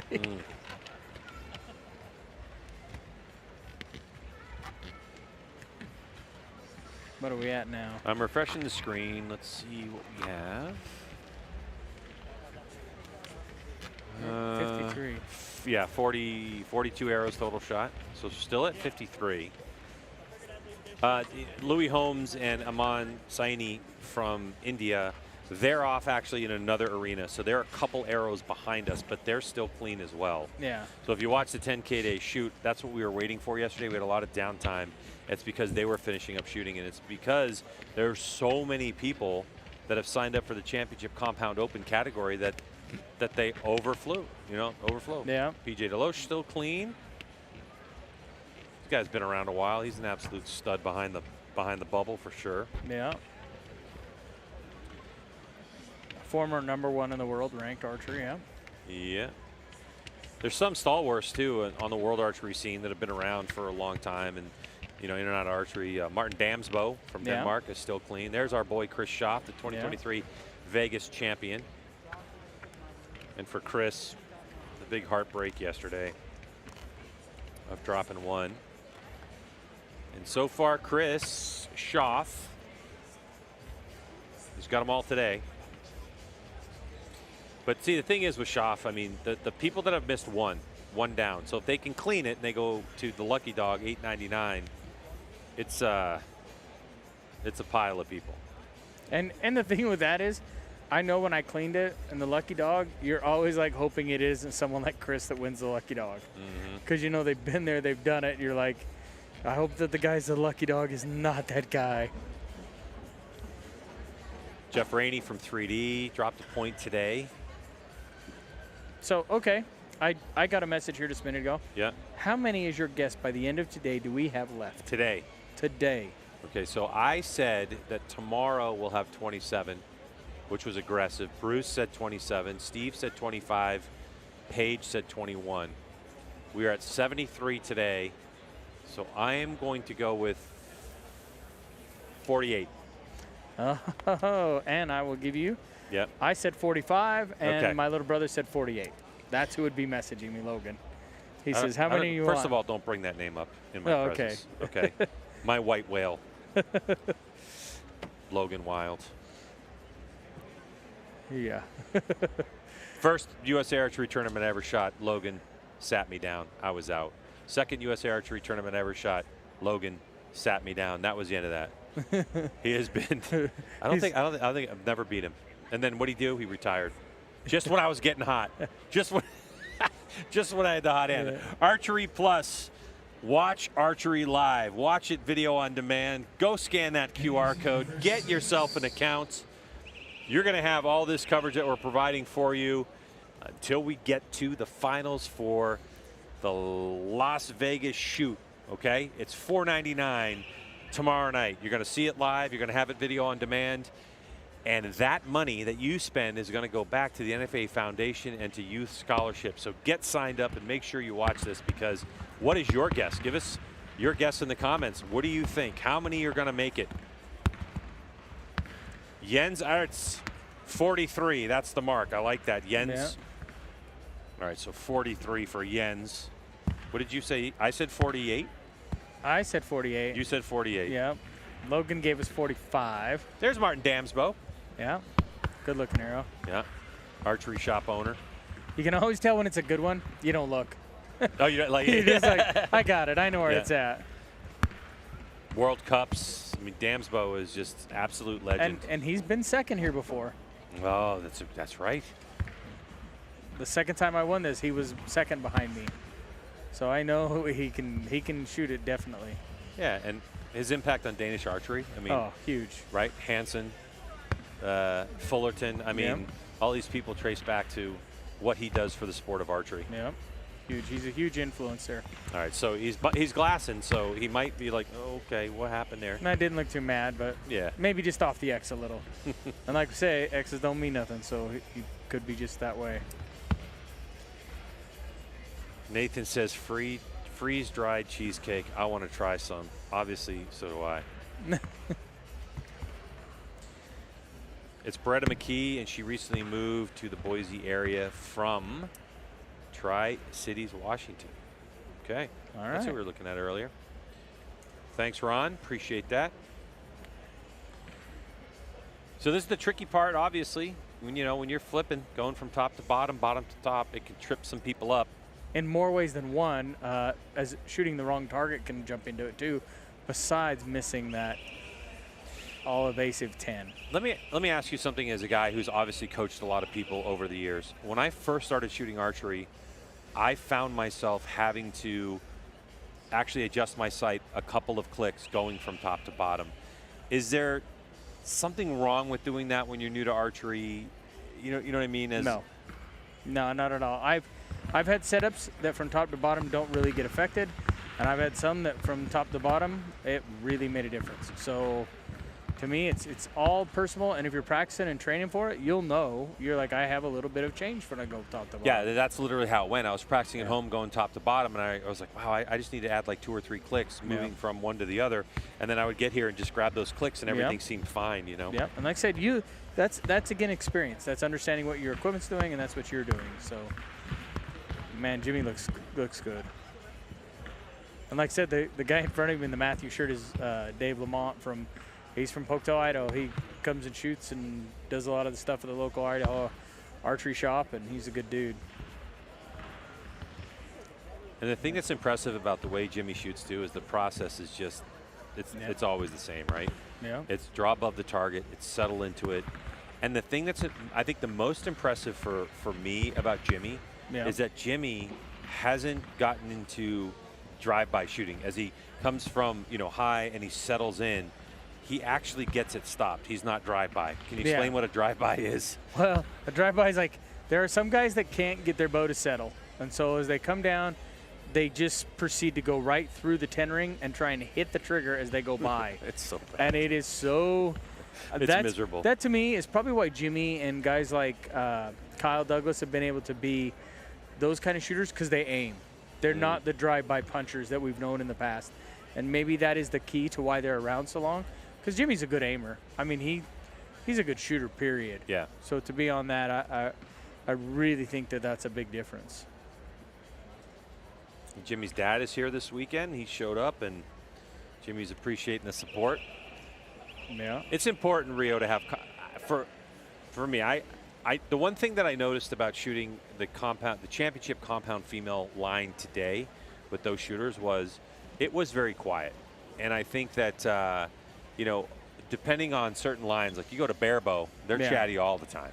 Yeah. You come here to this championship open category, and you're like, okay. Some people want to have conversations, some people don't. I think that's kind of an important thing to understand about who you're shooting around and having those chats with, right? 110%. One of the years that me and Chance cleaned Vegas, there was a guy on our target that me and Chance, if you've been around us, when we shoot together, we do talk a lot on the line, and we laugh, and we have a good time. And we'd walk back, and a buddy of mine was sitting back in the back, and he said, funny part is, his mom said, those two need to be quiet. And it's like, he's like, but you don't know them, so it's a thing. But it's everybody's got a different thought and opinion on it and how they do it. Were you the first one to win here at South Point, 2011? We were discussing that last night. I'm not sure if it was 2011 or because no, I won in 12. Well, no. No, you won 9, 11, but and 13. Yeah. Dude, that's what happens when you get over 50, bro. I guess. And that's what happens when you're on the line. You're aiming sometimes, and all of a sudden you just go, did I leave the iron on? 9. And you're like, my brain, what? Yeah, what happened to my brain? Yeah. No, it was a 9, 11, and 13. Was 11 the first year we were here? 11 was the first year we were here. So you won Vegas 3 times. Yeah, I won it at the Riviera. Yeah. And then I guess twice here. Well, there you go. So when do you think about leaving this place? You sentimental? I mean, it's cool. It's one of the first arena deals that we've shot in, so it's a little different. We had this discussion with some other people that are like, I hope where we go has some sort of setup like this, because come Saturday night, it's a show. I mean, they fill these stands. You've got to be here early to get the right seats. And how many people can say that their sport fills an arena to watch them shoot? Very true. And so, to me, that's one of the concerns that people have had and they're worried about. But, like, to me, Bruce and the people at the NFA have done an amazing job of taking this event from where it was to where it is now. So to me, anybody ever ask, I always say I have good faith that they're going to keep producing and doing things for the sport of archery that no other organization has been incapable of doing yet. Yep. And of course, when Rio says fill the arena, Those seats that are behind the targets, nobody sits in those things, people. No. That's why there's the sponsor covers that are over those things. That Yeah. is not the optimal place to be. No. I mean, even with professional shooters, if you draw a little bit high and maybe something crazy happens, your release goes off by accident, your D-loop breaks, you're launching them into the seats. Yeah, it's a mechanical product. Yeah, not those seats. These are the seats behind. Yeah. You know, so they have the same vantage point that we have. Yep. Which is watching, you know, from behind and watching their favorite archers. And of course, you can go to inco.net and check it out. All right. Let's see. The top line is up. Bottom line. They were the top line. Now they're the bottom line. That means that our boy Bodie Turner is on the line shooting.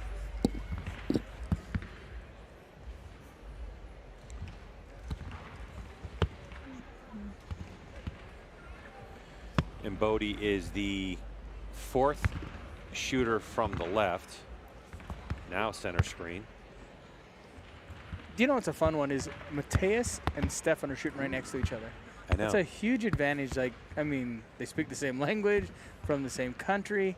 It can be one thing that, like, it can help you with dealing with your nerves and everything else. So that should be a nice advantage for those two. Looks like Bodie Turner has one down there. Rio, look at 147 bottom right. Looks like, to me. Oh, it's 3/4 shaft in. It's off the X. Yeah, but so it's a still 10. It's a 10, 100%, but I think that's going to miss the X-ray for Bodie. I understand if you're, you know, in the audience right now and you're listening to us talk about X's, it's one of those things that when you shoot at this level, X count, you know, it's World Archery's 10 ring, so X count makes a difference at this level in terms of the conversations you have. Meaning, I've shot a 300 here before, it was only 17 X's, and when I shot the 300, I was all proud of myself, and the first pro shooter I ran into, I was like, I think it was you. And I was like, you're like, how'd you shoot today? And I'm like, I shot a 300. And you're like, how many X's? I'm like, 17. You're like, dude. 27. Let's not even have a conversation. I was heartbroken. Yeah. I still hung the target up though. Still in my office. I still think so many people come up to me and say things that here and they're like, oh, how'd you shoot? And you're like, everybody wants a 300. And I have people tell me, I shot a 295. And I'm like, what's your average at home? Well, about 295. I'm like, dude, you stepped on the biggest stage and did that. Yep. A+. You got to look at yourself and be very happy. Ooh, but we got one down there in the wrong target. No. MacArthur. That was Alan that did it. Oh. Jace, is it Jason? Justin Allen, yeah, Justin Allen. Yeah. That's a heartbreaker. It's just one of those kind of moments where this is the thing about switching from top to bottom. It can get away from you. No, I talked about it a minute ago, and like I've even done it. I will tell you, I was in the Montana Open one year, and one of the guys I was shooting with had never shot a 300 in a tournament before. And he was freaking out. And I just sat there and talked him through it. Well, guess what I did? I talked to him, and I didn't pay attention. And I proceeded to shoot 3 arrows in the wrong target. And so he was like, man, I'm sorry. I feel bad. I'm like, no, dude, it was really cool because you finished out and shot your first 300 in a tournament. So, and I says, I'll have plenty of tournaments. We're fine. Well, for those Steve Anderson fans, Big Cat, he's dropped one. So he's now out of the running for perfect score. So did Roberto Hernandez. He did. Yeah. Yeah. So we're down to 50. The numbers are getting closer. And I was wrong. Logan said 48. I said 45. Okay. So. Logan. So I'm just going to put White Whale. White Whale. Greg's White Whale. 48. Rio's at 45. Yeah. And you got 48. Jens, I have 48. All right. Jens is at 43. Okay. Jimmy's and got Jimmy another just one. looks solid. Yeah. I mean, it's like not easy. It's not easy, but it's like he's on cruise control, right? Yeah. And some people can get There's that way. Roberto. Yeah. When you're shooting really good, to be honest, I mean, just to give you an idea, I used to say to myself, I got to buy a ticket to the dance. And my 900 is the purchase price to get there. Mm-hmm. And so, to be all honest with you, some people look at it as that, so it's not a big deal. Some people to get there, it's their whole deal. So for Roberto Hernandez, at least sitting on a 299, so his arrow average goes to 9.979. So he's missed another one this end. Oh, he did. So he's missed 2. Okay. Yeah. And that's the heartbreaker, because now you've gone from missing the 1 to now you're out of the lucky dog, and that makes. I mean, the lucky dog's a hard one to win. Let's be honest. I never have got to the lucky dog. I mean, I've shot in it, but I've never won it. So it's one that's not an easy one to get. But when you're taken out of that, it kind of just makes the weekend for a long couple of days.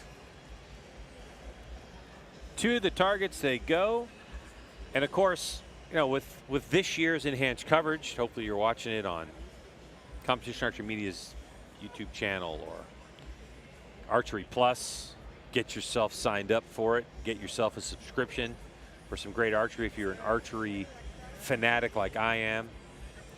Love to watch that stuff, especially in the middle of motorcycle racing season, which is how I make my life, how I make my career in another life. Yeah. I love keeping an eye on archery, and I shoot whenever I can. But I do, because I know so many of them.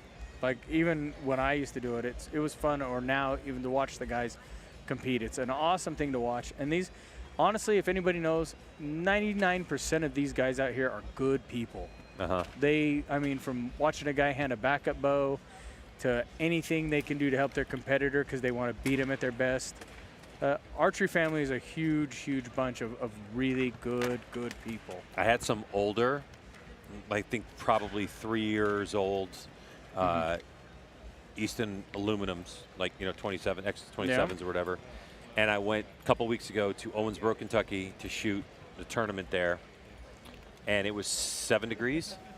And on the walk from the hotel to the venue, which was just like across 2 big parking lots, I had veins falling off from it was so cold, okay? Well, if you quit using that kid's Elmer's glue that they use in elementary, man, come on. I shouldn't use that? No. I think it was just, so anyway. I mean, a little bit on your tongue and whatever. Yeah. So I came with 8 arrows. By the end of day 1, we shot a 5-spot target.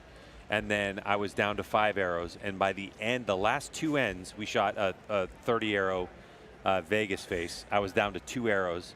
And this kid grabs an Easton out of his deal. He said, "What point weight do you have?" I said, 225. And he throws me an arrow. And his arrow was about a 1/4 inch longer than mine. And I was like, you know, I had 2 ends to go, and I only had 2 arrows left, and 10 with that arrow. So, I mean, I'm just saying, like, no hesitation, no question. You're talking about how good the archery community is.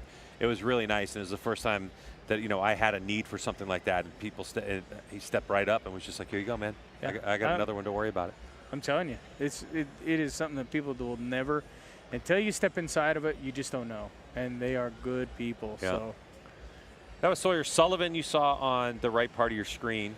And it looks like there's probably a pass-through arrow or something that's getting really close to being buried in the target face. So the archer who's working it right now is readjusting where his target is going to go. Coleman. And you can see the judge there as well. There are instances where a judge will tell someone to change their target face. Yeah, I mean, if they're hard to call, and it's only right. Like, honestly, I look back, I had a shoot-off one time, and we had a judge come and call, and the arrows had hit in certain places. When he hit, it pulled the arrow pulled the face a little bit of a different direction, made it a tough arrow call. We'd been changing the faces every 2 times in the shoot-off, and we didn't that time, and you could totally see where the difference was made there.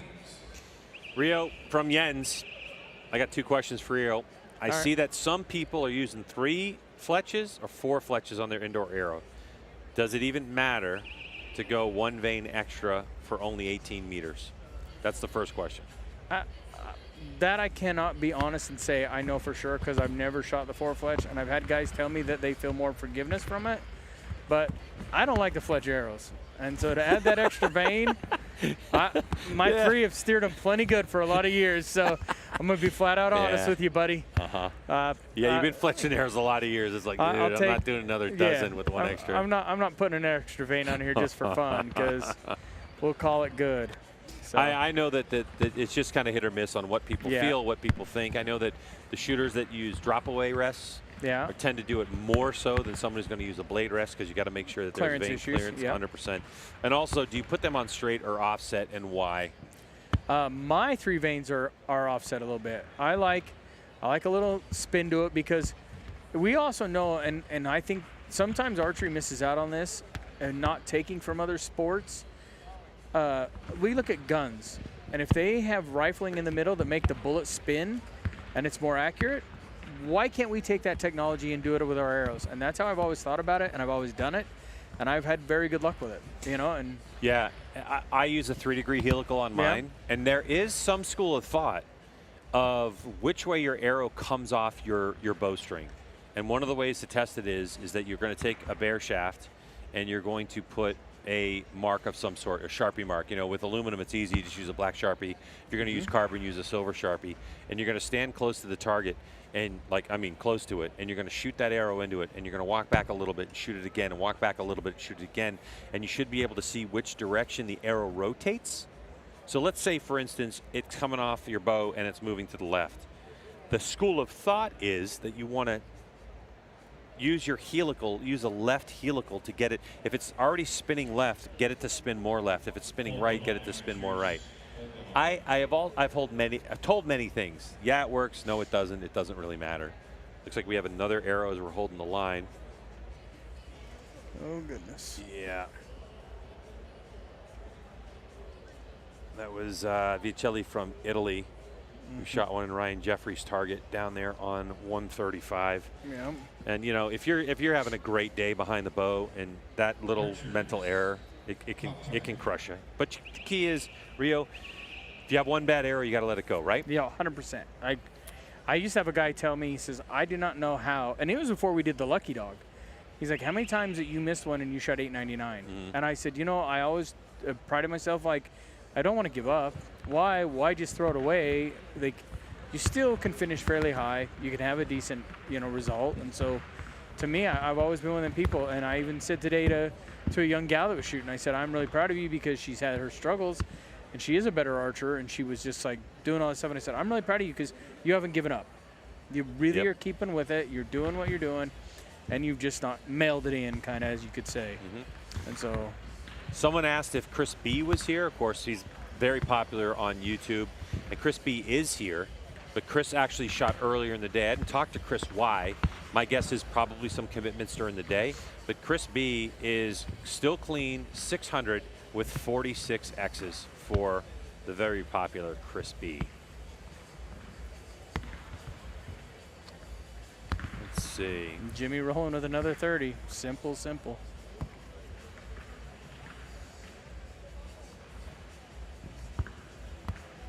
What's his X count today? Who? Jimmy's.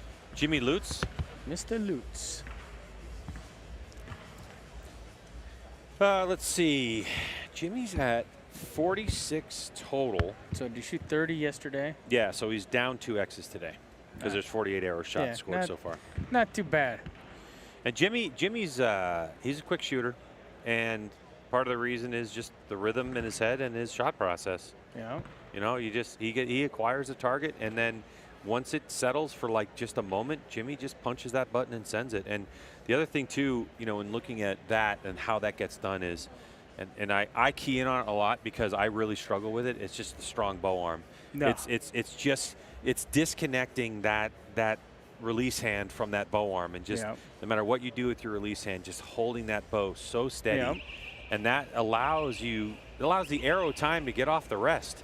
You know, and so you're not, if you move that bow arm as soon as you punch the trigger, or a lot of times target panic will show up for people where they move it just before. You know, they're gonna give it a little bit of movement. Yeah, anticipation. Just a little bit like, whoa, it's going. Yeah, and so that's also the thing that you notice with Kyle Douglas, and you notice with Jimmy Lutz is, and you'll see it next time we show Jimmy, is just that really strong bow arm, and you'll see him go pow, and then his arm moves after the bow's long, or the arrow's long gone.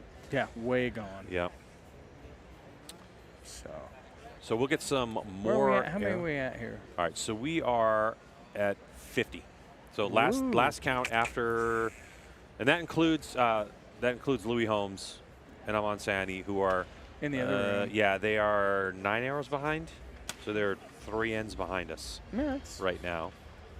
So we have Lane Brandt and Isaac Bedford from Canada that are in.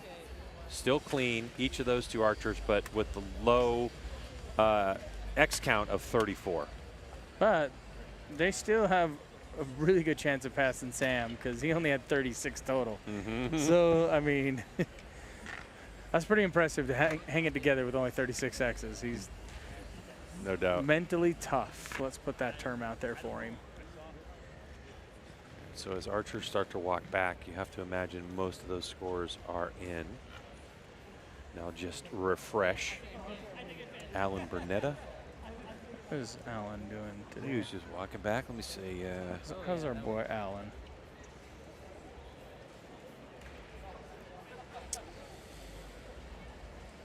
Alan has dropped. He was perfect yesterday. Yeah. In with a 51X, and it looks like he is at 508. So he's dropped 2. Gotcha. Unfortunately, yep, he's dropped 2. Dang it. Dang it, Alan. Dang it, dang it, dang it. Let's see who else we got in here. Stephen Hansen's at 47X is still clean. Jacob Marlowe. Again, I think it's such an advantage for them two to be right there together. There's our guy. Rolling the bandana. That's impressive. That is ingenious in a way, I would say.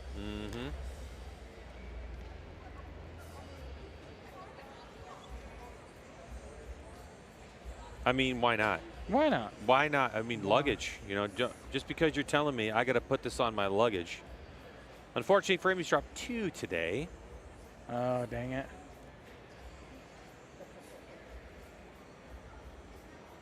Good old Mr. Reyes today. This is one, like, I think people don't realize. You come out and you have a struggle fest on the first day. You come out and shoot really good. I mean, you got examples like Brandon Reyes, who missed 4 yesterday. He's clean today.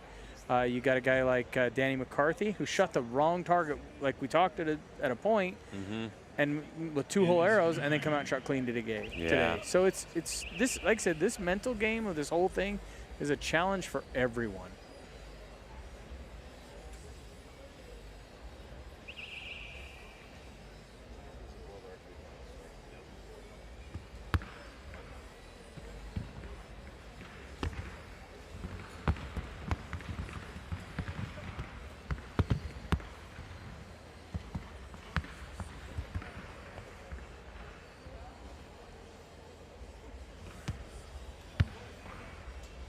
And if you're wondering about the World Archery Indoor Finals, it's going to be 8 o'clock local time.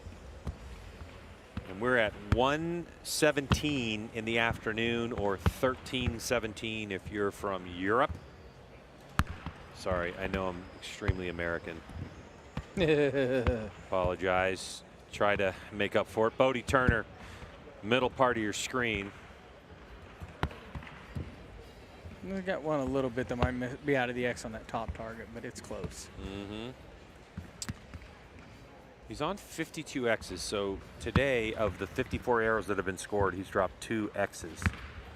And it's not, that's more of just one of those benchmarks that the archers love so much. Well, it's confidence. Yeah. If you shoot a good high X count, you're like, man, I'm shooting solid. I feel confident. I feel everything else. It's like, it's just one of those things that helps you mentally deal with things.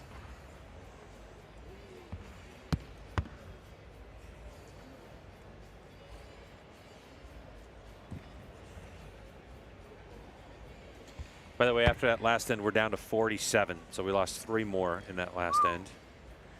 Well, that passed your 48. Oh, yeah. Yeah. Sorry, Logan. We're out. I'm just going to cross this off the list right here. And I'm not feeling real comfortable about my 45 at this point, because we do have the dreaded last end. Arrow. Last end, last arrow. Yeah. Yeah, it definitely gets a little bit shaky. Yeah, a little sketchy there. And I like Jimmy's shoes, matching the outfit. He's looking definitely dapper there. Those are his shooting shoes. Yeah. So I guess he takes those off after he gets done shooting. Well, I mean, the laces and the black and gold to go with his Matthews jersey.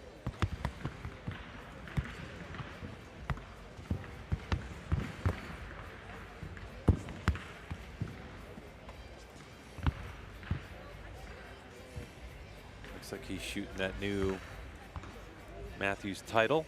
Really well. Yeah. And he's shot good this year. I mean, let's be honest. He's shot some good scores this year. And Jimmy he's a good shooter, period. You know, Yeah, he goes 100%. to the ASA, he shoots a record there in terms of points up. Yeah. He can do, obviously, World Cup, world champion, you know, indoor stuff. I mean, Yeah. he's a really good field shooter as well. Yeah. Jimmy's just a good all-around shooter, and those are hard to come by. Like, you can have guys that can do one or do another, and they struggle in that. But he's been able to shoot good in all avenues of archery. Yeah.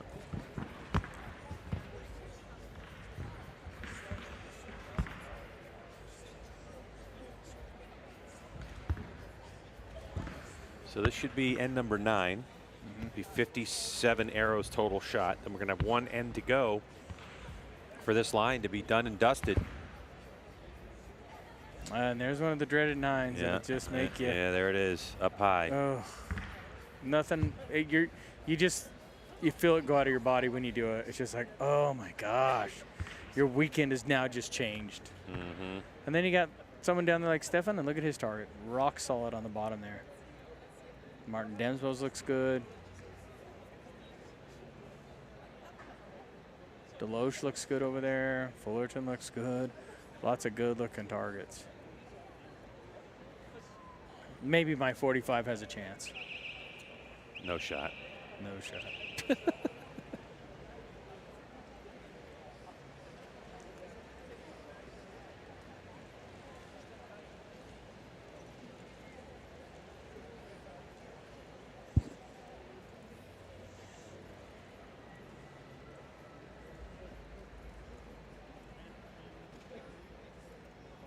Matthias Fullerton just work in the middle of that target. Now again, the benchmark before this before this line started was 56 X's. Perfect 600. That's Braden Gelantine and Christopher Perkins. If things keep going the way they're going, Jimmy's at 52 with what? 3 ends left, or 2 ends left? yeah. But And we got one down there right now still. So right. So you got 3 arrows left. So yeah. Fullerton looks like he's going to go to 56. Schlusser, who we really haven't spoken much about, he's at 53 Yeah. out of 54. So he only dropped 1 X yesterday, so he's been clean today. Nico Girard has dropped 2 X's today. Yeah. Lutz is at 52 and Bodie's at 52. So for sure we know that no one's going to 60 exit. Yeah, nobody's going to 60 exit or even 90 exit looking forward, but Yeah. so with this final end, this is where all the pressure is at. So we're waiting for these scores to come in and register. So we're going to see. And there's the other one, the dreaded judge call. Oh, you're just like, come on, come on. And you don't know till the words come out of the mouth. Looked like maybe a 10.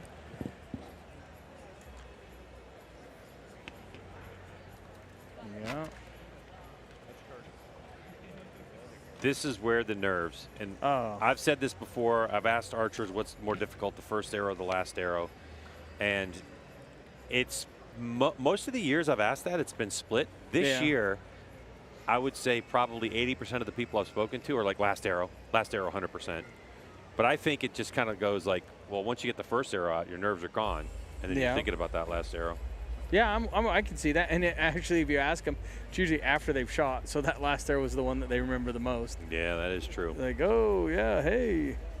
All right, 57 in the books. Rio, we are down to 44, including Louis Holmes and Aman Saini, who are in the other room. Woo, 44. Past me. I didn't even hit the 45. All right, happy to see that. I know Yen's on the feed earlier. I haven't been looking at some comments lately, but was at 43. Yeah. Boy, I was off on that. Oof. I don't know that I've ever seen it drop off so much. Because we had 70-something and we're 73. down. That's almost half. It's getting there. Yeah. Yeah. 73, what, 36? So it would be half? 36, 37. Yeah.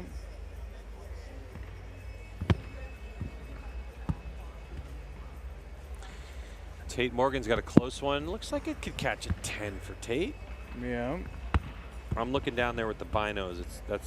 He's got a hole there, so that's one where the judge would look at it and say, okay, I'm gonna have to draw a line around it and see. But I think it'll be in for Tate. They tried to recreate it just to where it was to see if it's, you know, in that realm. So.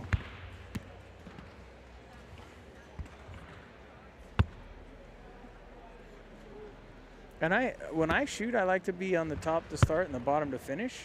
Yep. Because then I'm done first. Yeah, that's good. There's Bodie Turner's target. Yeah, he looks like he's got that one close. I'm not sure. Yeah, just on an X, but he's clean in terms of the score. Yep. So he moves on. There's Allen. Saw Dan Yaza in the mix. So this is the end where most phones are going to be pulled out. Oh, yeah. Text the loved ones. I did it. I'm in. I'm clean. I'm good for tomorrow.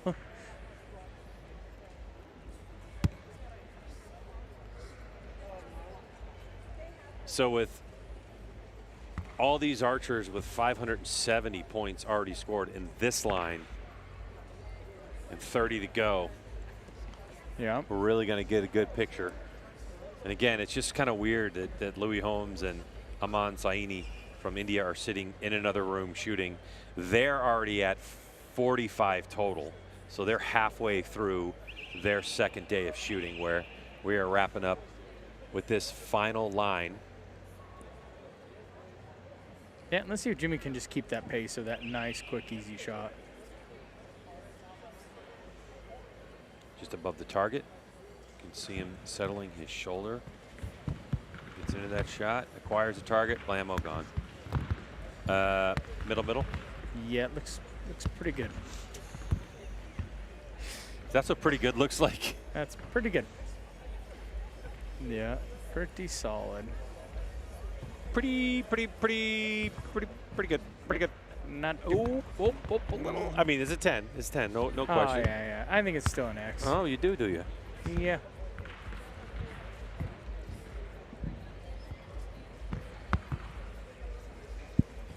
I think she's good.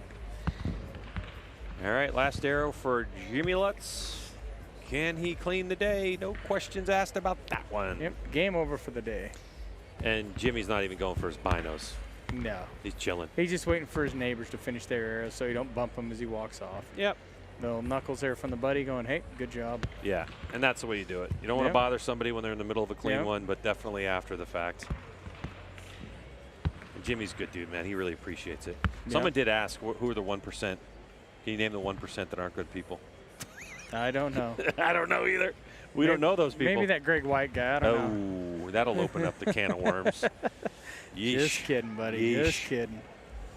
All right, so looks like the Championship Compound Open group is done shooting. They're going to hold the line. They'll kind of the DOS stand, which is. Can we go back to that target? Which one? Lamont just shot. I don't know if he's happy or I'm not sure. He shot that last there with a weird look. I was like, oh. Yeah, right next to Jimmy. I don't know if he's got. You got binos. Figure it out. Yeah, good call.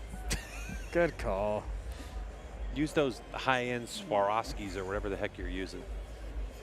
It's a close one. Oh, boy. It comes down to the good old judgy judge. All right, so the archers are going to hold the line right now, and now the director of shooting is going to make some announcements, talk about scoring, talk about the fact that you've got to make sure that your tablet, because we do score on electronic tablet and paper. Paper is actually the official score.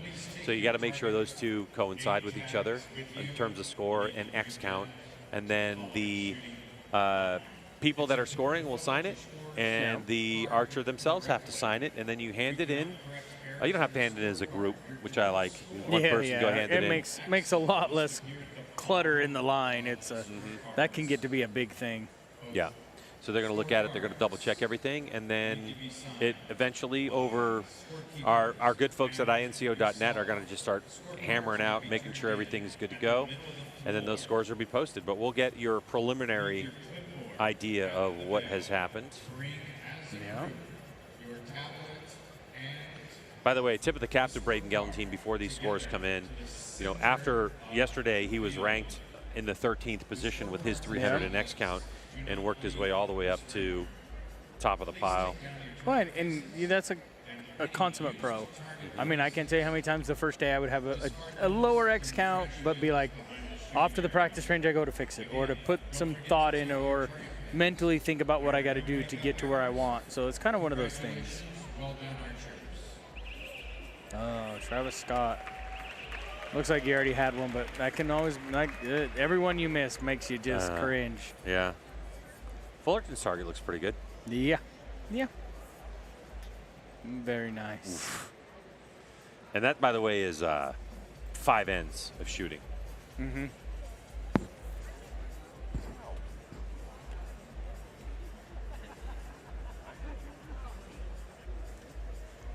And not only does he have Stefan right there close to him, he has Martin right there by him too. So it's the bunch of them are right there close together. That's awesome. Do you think you could pick a favorite to win the Vegas shoot? It's so hard because I've done it once before, and it was the funniest thing. I have learned with the Vegas shoot, it's either someone who is just white hot shooting good, or it's someone that just doesn't have any idea what they're doing. Yeah. And that's real. Like, I can think seriously. of 2 people right now off the top of my head who won Vegas who were clueless they won Vegas. Like, and it's not to be mean to them or by any means. It's just like they walk in and they're like, "Oh, I'm just shooting and I'm shooting really well." And oh, wait, I won. Yeah. Like it's not that they didn't really realize. It's just that their way they handle themselves. Yeah, or the expectation wasn't there. It was just like, wait, what happened? I won Vegas. You know, and it was funny because it was the year Alex Wiffler won. I walked by and watched him, and I turned to somebody and says, "He's going to win Vegas," and they're like, "What?" And I says, "I've watched him shoot. He's shooting really well, and I don't think he has the expectations to, but he just is down here just shooting very well and just ho hum, and boom, there he was. He was the winner." And everybody's like, "How did you know that?" And But even him, though, if you go back and watch when Alex Wiffler won, somebody turned to him and said, "You won Vegas," and he literally turns around and goes, "I won?" You know, like it was like, wait, what just happened here? Yeah, and so it's over the history, it's been that. I mean, you've got the guys that have won it a few times, and you've got the guys that are good shooters, but every once in a while there's a weird one that just pops in there that you're like, well, I didn't catch that one coming, like the train or, you know. And it's the luck of the draw. Could it be Jimmy Lutz? Could it be Stefan Hansen, who is absolutely on fire? We haven't spoken much about Mike Schlusser, or could it be this guy right here? Jimmy Lutz. I mean, the problem is that you have your stalwart of shooters, if they even get to it tomorrow, right? Because we still have another 30 arrows to shoot. But then once they're in, it just seems like in Vegas, every year we get surprised. Oh, 100%. I mean, Chris Schaff won Vegas, but Chris Schaff was a bit of a surprise because he hadn't won Vegas before. No. We've had Sergio Pagny win Vegas for $50,000 coming from the lucky dog. Yeah. The first lucky dog to ever win it. I mean, there's so many. The Alex Wiffler thing was a bit of a surprise. He was going up against Levi Morgan.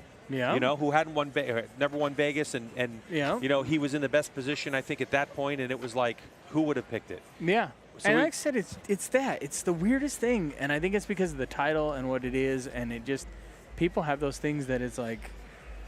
Some people that are good shooters want it really bad, and sometimes that leads to not the best results. Yeah, agreed. So as the pick for this year, we have played the game before, and I think about after tomorrow afternoon we can sit down and talk, and I can say, this is my choice, and this would be my dark horse, and this is where I'm going to go. All right, so we have the scores coming in of all 60 arrows now, and we're down to 43 shooters with Louis Holmes and Aman Saini, who still have more arrows to shoot. Yeah. So in terms of actual clean scores at the moment, we are at 41. Oof. Okay, so we're at 41 with those 2 left to finish. Yep. All right, listen, we're gonna roll out of here for a little while, folks, but you want to keep it locked to whatever you're watching. Go check out Archery Plus. Go to that QR code, go to archery.tv, get yourself an account, sign up.